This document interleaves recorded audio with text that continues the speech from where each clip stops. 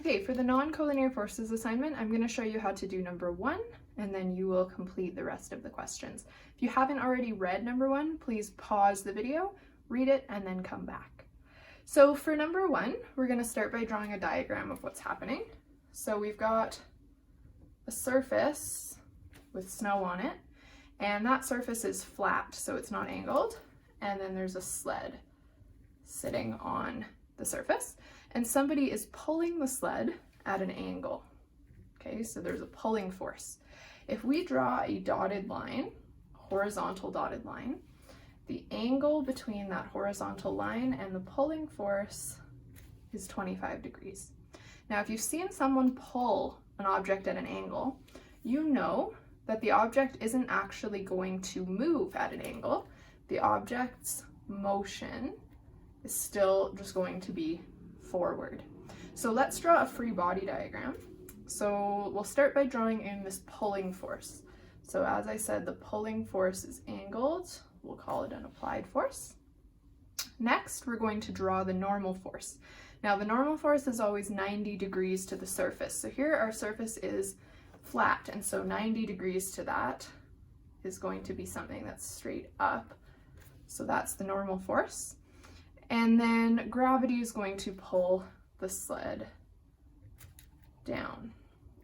Now you'll notice here, I didn't draw the normal force and gravity the same length. Normal force is actually shorter than gravity here. And that's because if I break my applied force into components, so there's the x component of the applied force, and there's the y component, what will happen is that the y component of the applied force and the normal force together need to cancel out gravity. So my two upward forces together need to be the same length as the downward force, which is Fg. And the reason for that is that F net in the y direction is 0 because the sled is not moving in the y direction. And then the other thing here is that there's no friction, and so these are the only forces acting on the sled. So I'm going to go in and I'm just going to label here. So this was FAX, and this other one here was FAY, and then the angled one, we just call that FA. So I'm supposed to be finding the acceleration of the child and the sled. So because the sled will move in the x direction, to find the acceleration, that means I'm working in the x direction, I need to find out what F net in the x direction is. So F net in the x direction will be the sum of all of the forces in the x direction. But I only have one force in the x direction, it's FAX. So that means F net in the x direction is equal to FAX. So what we need to do is calculate FAX. Now to do that, we just need to find the components of FA. So FA itself, this is FA, was 80 newtons, and we can break that into components, which we call FAX and FAY, and that's a 25 degree angle right there. So FAX, because it's adjacent to the 25 degrees, is going to be cos of 25 times 80. So that's 72.5 newtons. Okay, so that means F net in the x direction is 72.5 newtons. Now, we know that F net is going to be equal to ma. So here I'm just writing F net in the x direction is equal to m times the acceleration in the x direction. And so the acceleration in the x direction is going to be F net in the x direction divided by the mass. So this is going to be 72.5 newtons over the mass, which is 50 kilograms. So that is 1.45 meters per second squared, or after rounding, 1.5 meters per second squared. Now I should have specified here when I was doing this that I am calling forward the positive direction and backwards the negative direction. So because this FAX points forward, that's why I have a positive number there for F net. So the acceleration of the sled is 1.5. Okay, on to part B. What is the normal force acting on the sled? So the normal force is a y direction force. So now I need to be working in the y direction. So when we're doing questions like this, we need to keep our x direction and our y direction separate. And again, because normal force is a y direction force, I will work in the y direction now.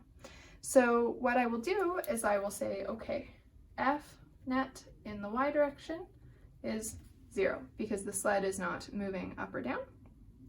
And F net in the y direction is going to be the sum of all of the forces in the y direction. So we have Fn, we have Fay, and we have Fg. Okay, now I'm going to call up positive and down negative when I do this. So F net y, that is 0. So really I have 0 equals Fn plus Fay plus Fg. And I'm supposed to be finding Fn. So what I'm going to do is I'm going to leave Fn where it is, but I'm going to move Fay and Fg to the other side of the equal sign. So I'm going to have negative Fay minus Fg, that's equal to Fn. Okay, so now that I've done that, I can see here that I'm going to need to know what Fay is. So let's actually go back up to part 1a. You can see that I've drawn a diagram there, and I could have calculated Fay. Fay is across from the 25-degree angle, so that's going to be sine of 25 times 80 newtons. So that's 33.8 newtons. Okay, so let's put numbers in. So I'm just going to do it over here so I have more room. So Fn, that's equal to negative times whatever Fay is. Fay is 33.8 newtons up. So 33.8 newtons minus whatever Fg is. Now Fg is going to be down. I think what I'll do is I'll just actually calculate Fg, maybe over here, so that I have a number to plug in there. So for now, I won't worry about the direction, I'll just get a number, which is why I've left the vector signs off here. So 50 kilograms times 9.81,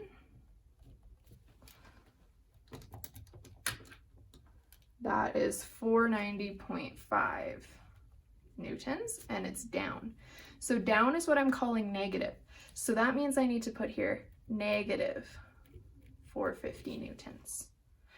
And then now I should be good to go. So I got to make sure I'm typing in exactly what's here. So I have negative, and then that 33.8 number, minus negative 490.5. And that gives me 456.69 newtons. And when we round that to 2 significant digits, we are going to get 4.6 times 10 to the 2 newtons. Because we got a positive answer, and up is what we're calling our positive direction, this is up. One thing you can do if you want to check that your answer is correct, remember I said that Fn and Fay together needed to be equal to Fg? So if I do 456.69 plus Fay, which is about 33.8, I should get approximately 490.5, and I do. So that means I have done the question correctly.